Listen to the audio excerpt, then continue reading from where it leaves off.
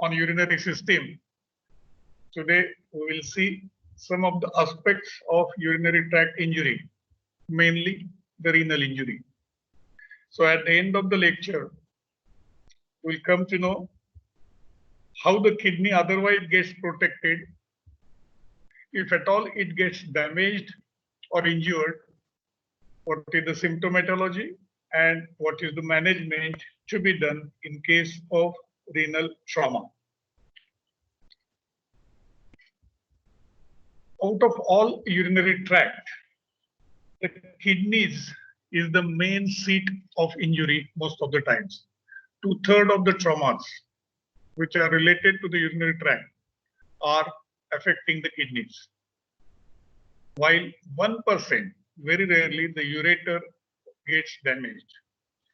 Nowadays, the ureteric injuries are common because of iatrogenic cause. Iatrogenic is because of some medical reason, some kind of intervention done into the ureter resulting into ureteric injury. Either the ureter is tried to intervene or we are operating on some organ around the ureter, like on the urinary bladder, like on the rectum, like on the uterus. So during hysterectomy, during abdominoperineal resection, and pelvic surgeries, the ureteric injuries are common. While 1/4 cases of urinary tract, the bladder gets injured. While 10% it affects the bladder neck, the prostate, and the urethra. Ordinarily, nature has given a very sound protection for the urinary tract and kidneys in general. If we see the kidneys, on both sides, the kidneys are situated in the paravertebral gutter. So these are the two spaces which are occupied by the kidneys ordinarily. Now, if we see in midline and little on either side, it is the vertebra. It is the strong vertebral column which protects it from any possible blow from posterior aspect. If we go little laterally, we can see ribs, maybe from 8 to 12 ribs. They cover the kidneys not only posteriorly but also laterally. So this much portion of the kidneys, the blow will be the brunt will be bore by these structures like ribs and the strong, rather very strong paraspinal muscles. In addition, if some blow reaches to this portion, see the pad of fat which is around the kidney. This again acts as a cushion. So this will also absorb the blow and avoid the kidney damage. If you see carefully, the anterior peritoneal fat is thinner than the posterior one because anteriorly there are all the abdominal organs and gastrointestinal tract which literally acts as an air cushion. So any blow coming from anteriorly, it will be bore by the abdominal cavity. So no much protection will be required. So anteriorly the fat is thin, while posteriorly it's a thick fat, pad of fat. So if we see all around, the kidney is protected from external trauma or impacts. However, if the impact is severe enough, then the kidney is likely to get damaged. For all trauma cases, these are some common areas which we should look for, and these are to be made accountable to. First and foremost, trauma is a global health issue. Like now, the corona is a global health issue, but the trauma is perennial, all the time present global health issue. Unfortunately, even today, it is the leading cause of death in young patients. So the patients who are in a productivity age, they are affected more. Approximately 5% of total deaths worldwide, they are because of trauma. So 1 every 20 patients dies of trauma. So with that estimate, more than 150,000 patients, they die every year globally because of trauma. So trauma is a disaster which can be prevented or which can be tackled with certain precautions. Now, be it renal injury or any other trauma in general, how do we tackle it? Nowadays, now we have roughly 3 areas or 3 stations where the trauma patient is taken care of. First and foremost, it is the on-the-spot treatment. Usually, we all know the 108 number ambulance service or health services. They provide the service on the spot to the patient by attending medic and paramedics. Then the patient is transported or shifted to nearby hospital facility where he is attended by emergency department, mainly the casualty, where the casualty medical officer along with his team and trauma people, they will attend the patient of injury, and subsequently once he is stabilized, the patient is handed over to the organized specialist team. Now, this specialist team is dealing with mainly the trauma patients, and organ-wise trauma is dealt by these specialists. So, obviously, the renal injury usually is tackled by the urologist who is the part of specialist team of the trauma. Be it renal injury, be it head injury, be it liver injury, or any other injury. What we have to remember, this is a common area for all kinds of injuries. We have to remember all the time there is something called as golden hour concept, which is now almost 2 decades old. So this concept says that earlier you treat the patient, better are the outcome. So a rapid assessment of the patient with early resuscitation. If both these are made available to the patient, the outcome certainly will improve. What is this golden hour? So first hour after injury is of vital importance. In that first hour, if the patient gets appropriate treatment by way of assessment, resuscitation, then more often than not, his life can be saved.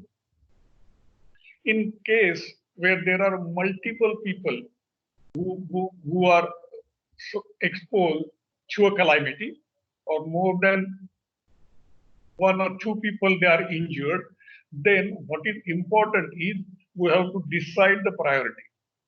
I give you example, if there is a luxury bus accident where 20 people are injured, they are going to the hospital where there is a facility for 5 ICU beds, 5 semi-ICU beds, and 10 general ward beds.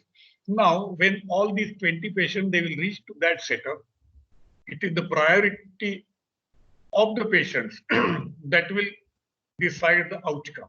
So more seriously injured patients, they should be admitted to the ICU. Patients who require some attention, but otherwise they are not having a serious ailment, they may be shifted to semi-ICU, while patients where there is small injury here and there, those patients, they could be admitted to the ward. So this is what is called as prioritization protocol. So depending upon the condition of the patient, someone has to decide the line of management. And it is the ATLS team, that is Acute Trauma Life Support Team, whose role is of vital importance in dealing with all kinds of traumas. Now, the golden hour and the ABCDE of acute care, they have changed the outcome of most of the trauma victims. The ABCDE, as the name goes, defines first thing of vital importance is check the airway. Then C for the breathing. Third is for circulation, the hemodynamic stability, whether the patient is bleeding, whether the bleeding is arrested or he continues to bleed. First, these 3 things, they have to be looked very carefully and they have to be controlled as early as possible. Once all these 3 things We are happy about all these three. Then the fourth one, C for any disability and mainly the neuro deficit. For this, again, the quick examination has to be done. And then once these four things, the patient appears to be in a controlled situation, now expose the patient fully and do complete examination. And once the patient is stabilized, hand the patient over to experts for the further management. This is the PDE of acute care. Now, this is common for all trauma. So whenever you happen to come across a patient with a trauma victim, this is the protocol you have to observe. You may be on the spot, you may be in casualty, or you may be in expert team. So this is the protocol everybody observes at their respective level. Coming back to renal injury, roughly 1 out of 10 patients who has abdominal trauma has a renal injury. So if there is a blunt trauma or whatever trauma to the abdomen, 10% of the patients will have associated renal injury. Out of all genital urinary injuries, as we already mentioned, 65 to 70% of the injuries are to the kidney. So it's a commonest organ in the urogenital system to get traumatized or injured. What is the mechanism of renal injury? How the kidney gets damaged in spite of so much protection? The commonest cause is road traffic accident or automobile accidents. This is the commonest cause of renal trauma, even today. The second common cause is fall from variable heights. Fall from tree, fall from first or second or more than that floors of a building while working. So falls from height.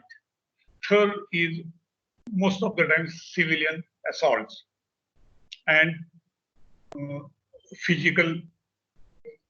literally physical quarrels. And fourth common cause is contact sports. Now, rugby, football, or boxing, to name a few.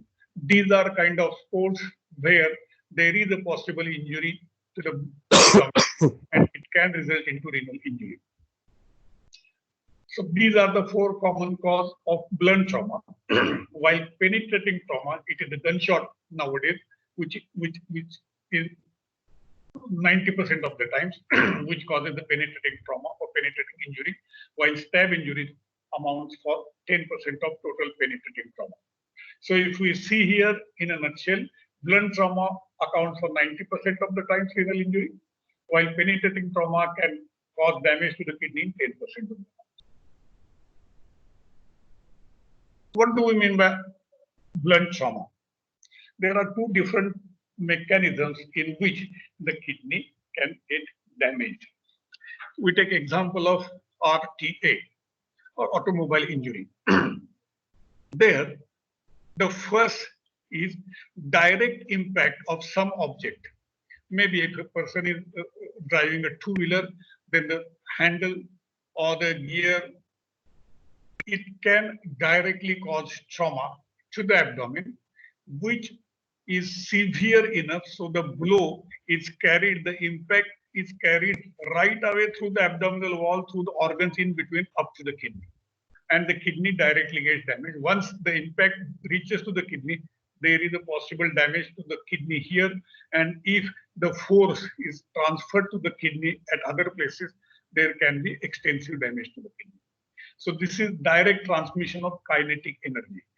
Usually it takes place, obviously, it cannot take place from posteriorly, it is very rare, unless the ribs themselves or the vertebra, they get fractured and the fractured segment goes inside and damages the kidney.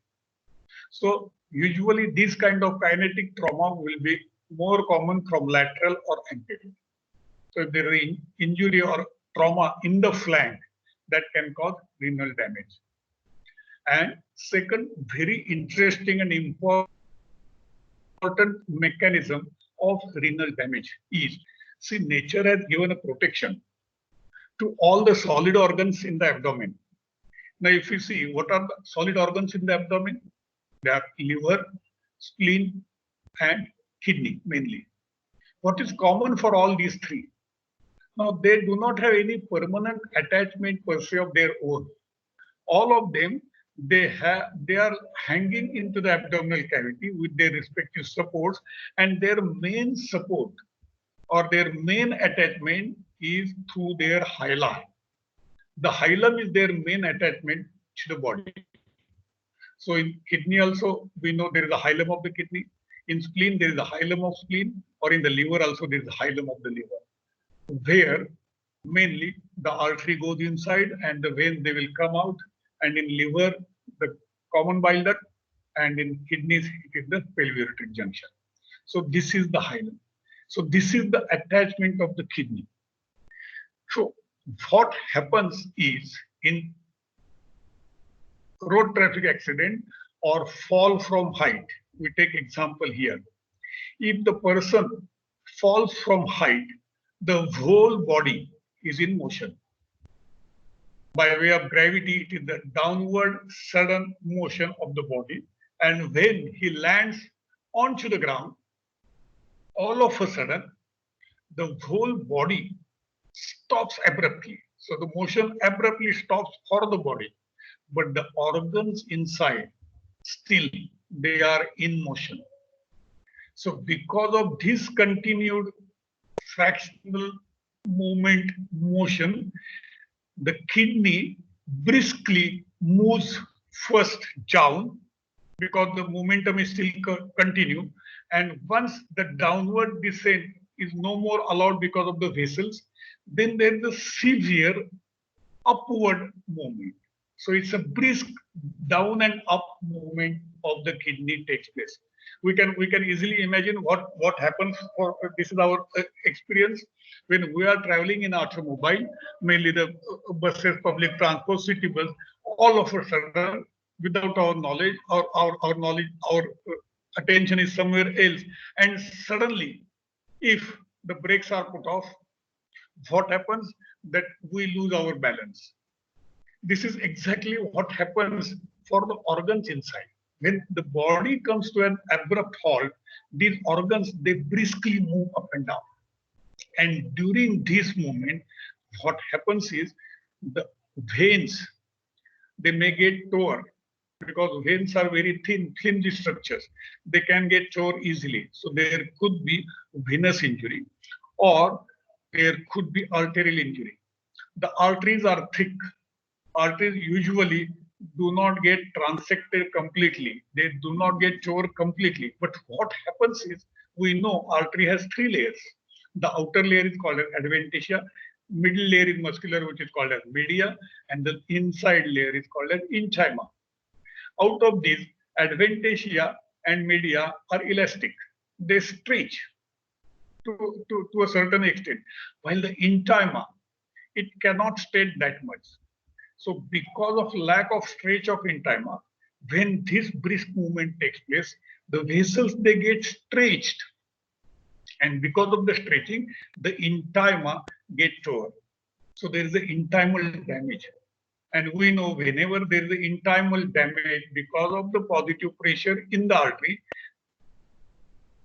the blood starts flowing here through the defect, and the defect is widened. The intima get further tore off, and this is the area where rough surface is created and the artery may undergo thrombosis. So this is how the kidney can get damaged because of fall from height and abrupt brisk movement. This movement is called as deceleration. So body which is in acceleration, all of a sudden comes to a halt. This is called as deceleration. So this deceleration force will result into vascular injury. So there may not be any other history than fall from height. There may not be any external injury apparently, but this severe injury the patient can have. So this we have to remember. So these are the two types of blunt traumas which will result into renal damage. So here it will be called as pedicle injury. In general, if there is a penetrating trauma, if there is a stab or puncture mark anywhere in this area in between the anterior axillary line and posterior axillary line. If there is any injury here, we have to suspect that the patient probably may have associated renal injury. The bullet entry or exit, if it is in this area, or if there is a stab incision in this area, that possibly could have gone inside and damaged the kidney. That is the importance of knowing this portion. And in this also, if it is near to the anterior axillary line, we know the kidney lies obliquely. So the main chunk lies posteriorly while the hilum is relatively anterior. So if there is anterior stab or anterior bullet injury, there is more likely that the pedicle is damaged. While if it is posterior axillary line where there is a stab, usually it will go and damage the substance of the kidney or the parenchyma of the kidney. So posterior injury may be less dangerous, maybe less dangerous than the anterior, because anterior can directly injure the vessels, which is more detrimental to the kidneys. Once we know about the mechanism of injury, how do we classify or grade the injuries? Now, this great help has come from CTs which are done using contrast. So it is the CECT. After we do CT scan of the patient, depending upon the findings, the patient can be categorized in one of the grades of renal injury, usually. So what is grade 1? Grade 1 is nothing but a subcapsular small hematoma, like a contusion, where there is no breach or there is no discontinuity or there is no tear or laceration of the parenchyma. It's just simple hematoma below the capsule. While grade 2, there is a tear into the capsule and tear into the parenchyma, but it is less than 1 centimeter. While in grade 3, the laceration goes beyond 1 centimeter, but still it has not reached or involved the pelvic alaceal system. While in grade 4, either the pelvic alaceal system is also involved, or there is a segmental vascular injury. While in grade 5, it is the severest form of renal injury, where the whole of the kidney may be shattered kidney or devascularized kidney because of vascular disruption, or main renal vessels, they are lacerated or literally avulsed. So this is a diagrammatic representation of the renal injuries, very easy to understand. Here we can see this is the renal capsule, this is the perirenal fascia or fat, then the fascia. So in grade 1, the capsule remains intact. There is some hematoma below, nothing else. The pelvic alaceal system, see, it's all normal. In grade 2, there is a laceration of the renal cortex, but the depth is not more than 1 centimeter. While here in grade 3, the laceration, the depth will be more than 1 centimeter, but still the pelvic alaceal or pelvic collecting system is not involved. Now, with these three, can we easily say or can we easily imagine that in these three, there may not be presence of hematuria, because the urine which is flowing to the pelvic alaceal system may not have the blood, right? While in stage 4 or grade 4 injury, now here the tear may be deep enough to involve the pelvic alaceal system, or there could be a segmental blood vessel damage, or there could be a partial venous damage. So there is a good amount of hematoma here, good amount of hematoma here. You can see the level of hematoma, how it goes on increasing. So when there is a parenchymal laceration, the bleeding chances are more and blood gets collected below the fascia of the urethra. So here also there is a collection. While in stage 5, it could be a shattered kidney, means kidney is fragmented in multiple portions.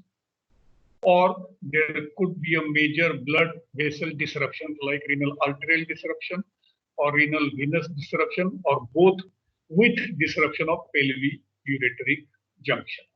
So there is severe hilar injury in grade 5 and the hematoma. Now, few words about the hematoma here. Now you see here there is a good amount of hematoma. The hematoma has taken place because the kidney is bleeding. Now, a stage comes that because of the bleeding here and collection of blood in the retroperitoneal space, still this blood is contained inside the fascia of aorta. You're getting it? So what happens is, after a certain point, because of this blood, there is a built-up of a pressure inside. So this is because this is a closed space, and this pressure causes arrest of the bleeding. So the bleeding stops because of the pressure of the hematoma itself. This is called as tamponade effect. So this tamponade effect of the hematoma results in preventing further bleeding, and that is how the kidney bleeding stops. This information is very important for us so that in cases, please, we will see to it that we do not disturb these hematomas because they themselves are preventing further damage. If accidentally or out of curiosity we are doing some exploration for some other organ and we open this hematoma and we try and evacuate this hematoma to see the defect, what may happen, as soon as we open the hematoma and try evacuating it, the pressure is released and fresh bleeding starts. And the bleeding may be so much that it may not allow us to inspect this area. So unnecessarily, we may jeopardize the patient's otherwise stable condition. So meaning hereby is retroperitoneal hematoma, if it is stable, don't disturb. We are going to see it in further details while we'll see the management, but this is what happens. This is how the hematoma acts as a tamponade itself. So the renal injury is graded from grade 1 to grade 5. 1 is minor contusion, to grade 5 is a very severe form of renal injury where part of the kidney or whole kidney is, there is a high probability of we are losing that kidney if it is grade 5 injury. How do we suspect that the gentleman or patient who has come to you has a possible renal injury? Well, if we see there is a bruising or hematoma formation or ecchymosis in the flank area, suspect that possibly there is deep-seated injury and renal injury is likely in these patients because the trauma is severe enough, the impact, the kinetic energy is severe enough to cause renal damage. Or if we are palpating the abdomen or flank and we find that there is a deep-seated tenderness or renal angle tenderness, suspect renal injury. You take X-ray or you examine the lower rib and you find that the rib or the vertebral spine, either of these two, is fractured. Fracture indicates the jolt or the impact is severe enough. So it could have gone up to the kidney and there is a possible renal damage. Or if in this area there is a penetrating injury to the lower thorax or in the flank. Now this would be deep enough to cause renal injury. So these are the 4 indications of possible renal injury, and very importantly, if the patient gives history of hematuria. Patient says he is passing blood in the urine, that indicates, that suggests he has a possible renal injury.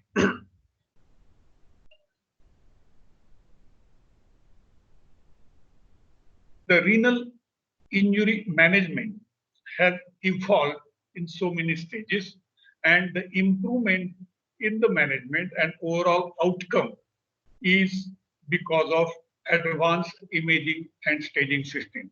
Mainly, it is the contrast enhanced CT scan, which has improved the treatment protocol and the outcome.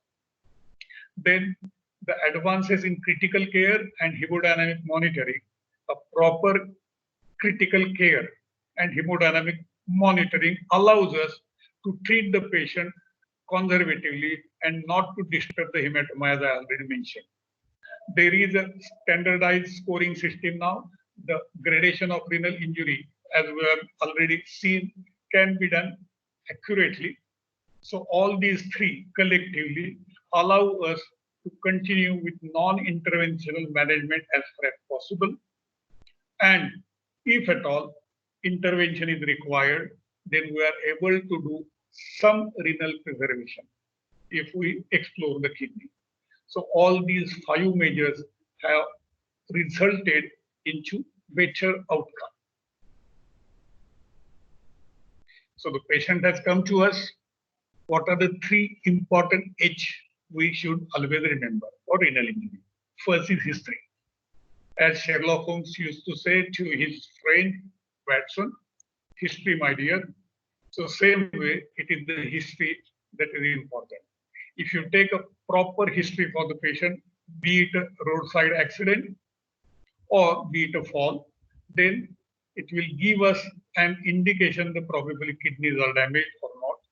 Secondly, very important, immediate hemodynamic evaluation has to be done, and depending upon this, the patient has to be treated. And thirdly, it is the history of hematuria we have to ask, whether it is gross hematuria or microscopic hematuria, whether the hematuria is persistent or he had only blood in the urine in the morning and afterward the urine got cleared. All these details we will have to ask. Now, few important words about hematuria. Hematuria is there in a trauma patient that almost confirms that he has associated urinary tract injury because of the trauma. So hematuria will give you a positive diagnosis of urinary tract injury. But if there is no hematuria, that does not rule out that urinary tract injury, because we have seen in our gradation here, grade 1, 2, and 3, the pelvic LHL system is not in the blood. So kidney is damaged, but blood will not reach to the urine. So there may not be hematuria in those situations. So what we have to remember is absence does not rule out the urinary tract injury. We have to still suspect it. And second important point is there is a hematuria which confirms that urinary tract injury is there. But the degree of hematuria has nothing to do with severity of the injury. Means it could be a minor laceration which is involving the pelvic LHL system, which can result into profuse hematuria, but the kidney as such is not in danger. On the other side, there is a vascular injury where the kidney itself is in a threat, but still there may be only gradation of hematuria and severity of the injury, they do not match. So these 2 points of importance we have to remember always. Hematuria, suspect. No hematuria, even suspect the urinary tract injury. Okay. The patient has come to you. We have done the hemodynamics evaluation, and now what investigations we would like to do. Like in all cases, like in all problems, we have to start with routine laboratory investigations. Here, the complete blood count, CBC, then urine examination if there is a microscopic hematuria. Then third will be, we have to quickly check the renal parameters in the form of blood urea and serum creatinine, because both of them, they have to be normal so that we can do further investigation. When we are taking blood for these investigations, some blood should be preserved for blood grouping and cross-matching, which may be required subsequently if we decide to explore the patient or no. Then next investigation, it is the urologist stethoscope, that is ultrasonography. So do a ultrasonography. If the patient's condition permits, that patient can be shifted to sonology room, we can do a conventional sonography. But if the patient condition does not allow you to shift him to the department, Then we can do it bedside. The ultrasonography can be done bedside, and this is called as FAST, that is focused assessment by sonography in case of trauma.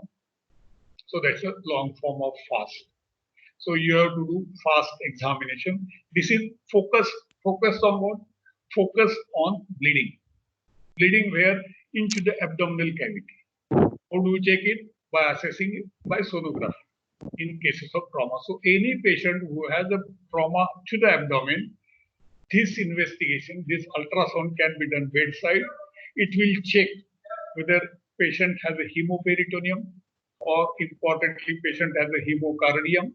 There could be collection of blood around the heart itself into the pericardial cavity, or there could be presence of blood into the peritoneal cavity. And along with that, the liver injury, splenic injury, or kidney injury can be suspected or diagnosed. So this is importance of doing fast examination in a critical patient. Next important investigation is CECT. So in all patients where we are suspecting urinary tract of some severity, the CECT examination has to be done. Contrast enhanced CT investigation is of utmost importance.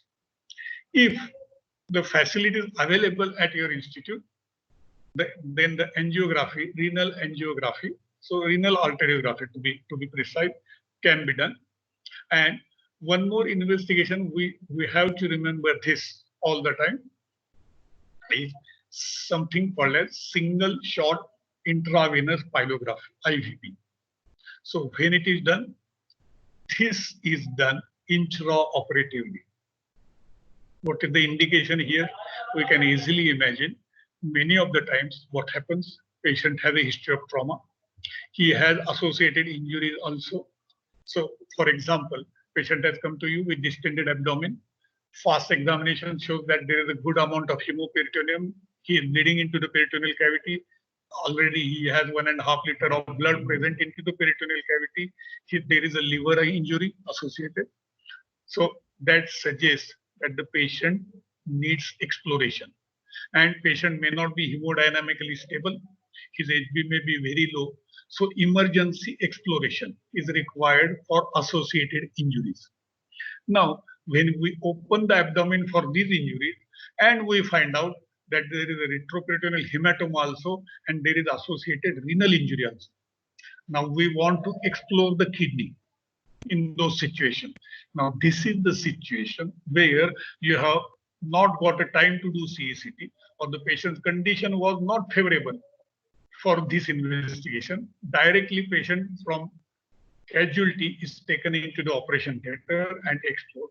Now in those situations, intraoperatively, we must remember, must do a single shot IVP. What do we mean by this? A contrast is injected into the patient who is unconscious, who is explored. So contrast is injected and one film of the abdominal cavity is taken after 10 minutes. So what will happen? The contrast will reach to the circulation, will be taken up by the kidneys, and it will be excreted into the urine. So that single film of IVP will give you the details of the kidneys, both the kidneys, the kidney which is injured and the contralateral kidney. It is very important for us. So the kidney which is injured will give us what is the extent of injury on this film, and very importantly, it will give us the status of opposite kidney, whether it is present or no, and whether it is normally functioning or no. Because when we explore the injured kidney, the scenario may be such that we may have to take out that kidney. In those situations, beforehand, we must know that there is opposite kidney present and that is functioning. So that is the purpose of doing this single shot IVP. So this is very important investigation to be remembered in all cases of renal injuries, especially when we are exploring the patient for some other reason. All right. So few words about contrast enhanced CT scan. It is highly sensitive and specific investigation. So this is a gold standard investigation in all renal injuries nowadays. But what are the indications? It has certain indication. All penetrating traumas. If we see a stab or gunshot wound, all the patient in the area we have seen in between the anterior and posterior axillary lines, they should be subjected for CT scan. All blunt trauma, where there is a history of fall from significant height or significant rapid deceleration or a high-speed automobile accident has taken place. If the patient has come with a gross hematuria, better to subject him for CSCT. And if the patient gives history or the medico who is attending experiences that the patient had hypotension for some time, even once, where the blood pressure, systolic blood pressure was below 90, this is a strong indication of doing CT scan contrast enhanced in that patient. And all patients with pediatric trauma, they should be subjected because kidneys are relatively larger organs of the abdomen at pediatric. So they are more vulnerable for injuries, one. And two, even though there is a significant renal trauma and there is a hemoperitoneum, that is blood is lost into the peritoneal cavity, the bachu will never have hypotension because of increased catecholamines which are present in pediatric patients. They will compensate and the blood pressure will not fall and the patient will not have hypotension. So all pediatric patients, it is better to subject them to CEC. So these are the indications of CT scan to be done. So how it helps? It gives the accurate staging right from stage 1, grade 1 to grade 5, whatever gradation of the renal injury, whether it is a laceration or extravasation. If it is there, what is the extent, whether the vessels they are injured, if there is any other organ injury, and very importantly, it is contrast enhanced, so opposite kidney function also. So if we see here, it is a small renal contusion. So grade 1 injury, we can see here on CACT. On the other side, we can see here, this is the liver, where we can see tear in the liver and there is a hematoma here. So there is associated liver injury, and if we see here, there is a hemoperitoneum. So there is a hematoma. So the extent of the injury is to the liver. There is a hematoma as well, and there is a renal condition. So this patient probably will not require anything for kidney per se because it's a small hematoma. But for liver, he may require some kidney. So this is the importance of doing CBC. We give you renal injury, associated injury, hematomas, and all. All the details they will be known to you. So you have done the investigations. Now what is overall treatment protocol? Any patient of urinary tract, mainly the renal injury, must be hospitalized. So all patients should be treated as an indoor patient. Then hemodynamic monitoring has to be done first. Their blood pressure and pulse constant record has to be kept. Then quick assessment for other injuries. And then the patients are subjected for medical management. All renal injuries, we have to have non-operative treatment in our mind all the time. Again, the reason I already told, the tamponade effect may arrest the bleeding. So if the patient is hemodynamically stable, then medical management or non-operative management is done. That is acceptable. But if on this monitoring, what we find that there is associated injury which requires exploration, or the patient is not hemodynamically stable. In both these situations, what we will have to subject the patient. So surgery will be indicated only when the patient is hemodynamically not stable, or the injuries are beyond this. So all grade 1, 2, 3 renal injuries, even some grade 4 injuries, when the patient is hemodynamically stable, no surgical intervention is required. But if it is a grade 5 injury which is suspected, or if the patient is not hemodynamically stable, and if there is associated liver tear, associated colonic injury, associated pancreatic injury, which warrants for surgery, then in those situations, the exploration has to be done. Again, if there is a good amount of urinary extravasation with, we are seeing that there is a separate tissue, the kidney, which is not viable. I give you example here.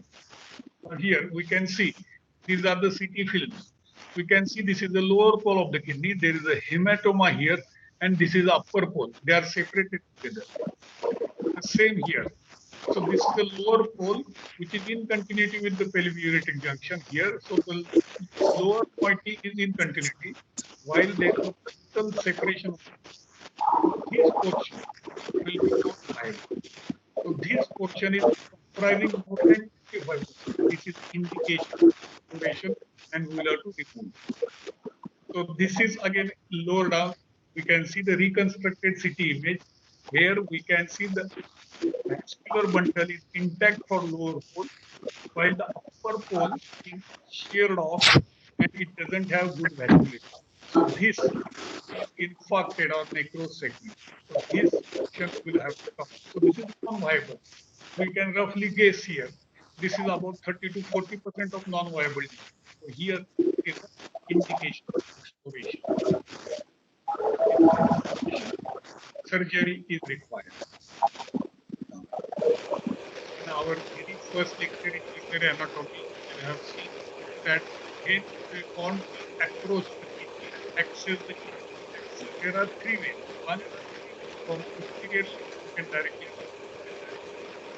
two, from laterally, we can approach the kidney, and three, from anteriorly, we can for all urinary injuries, have to remember must operate in patients with transabdominal transperitoneal to this approach. Why? Because when we are tackling the kidneys, first thing is we have to see whether there is any associated organ injury. Will be of. So when we explore it from anteriorly, we see the other organs like liver, like spleen, like stomach, like bowels below, colon and small bowel. All these they are seen first, and then we can directly come to the retroperitoneal area.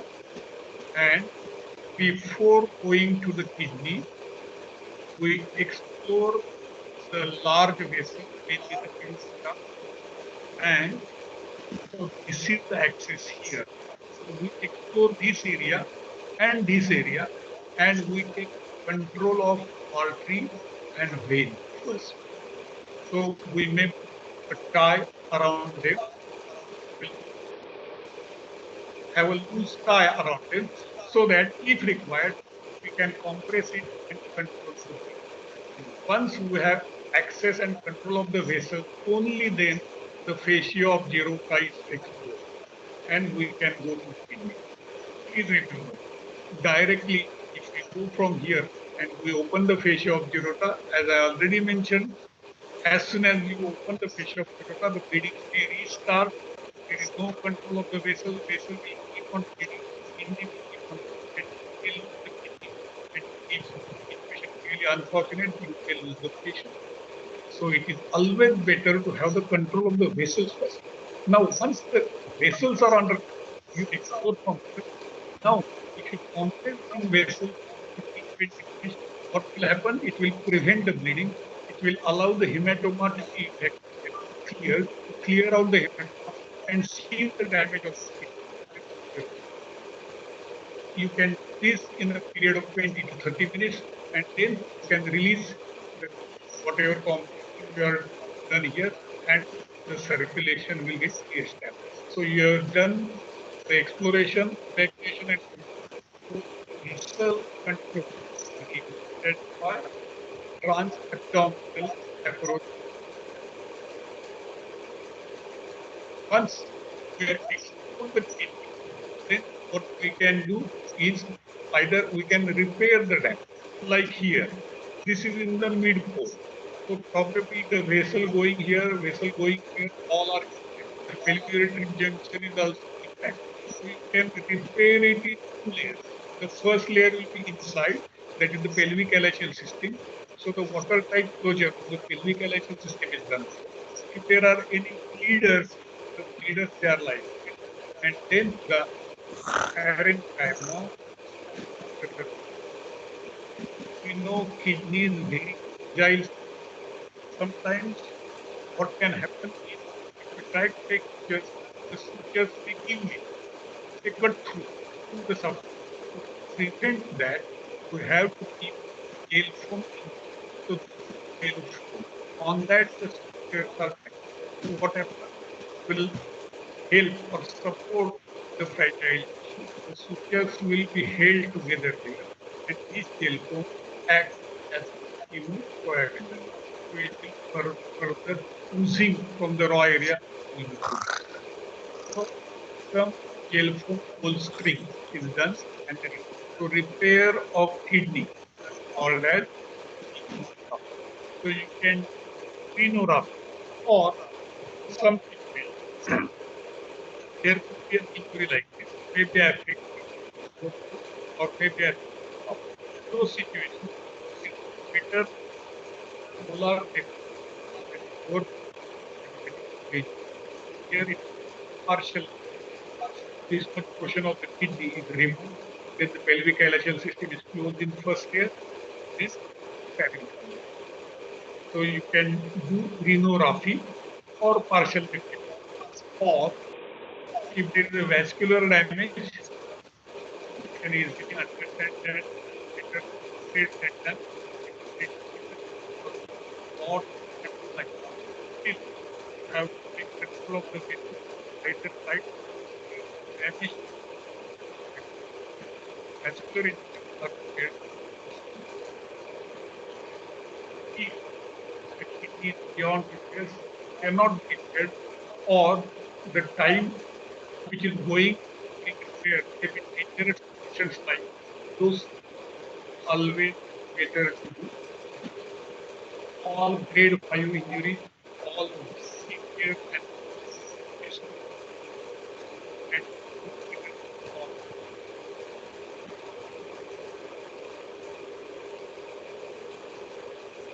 we have to remember for renal injury, the hemodynamic. If the patient is stable, don't do anything. Keep the food. Exploration is avoided as far as possible. But if inevitable, can do patient exploration always through the anterior approach. Take the vascular control first, then explore the evacuate the blood around, and depending upon the damage, repair the damage, or if required, do partial nephrectomy. If both sonography or partial nephrectomy is not possible, you may have to do total nephrectomy. Patients of these renal injuries, even if we have treated them conservatively, sometimes the pelvic halation system around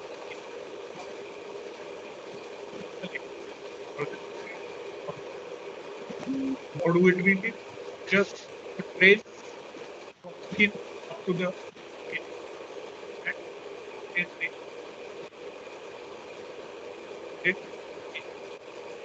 it trace. Get the urine is drained down. Or you can allow it to get it's also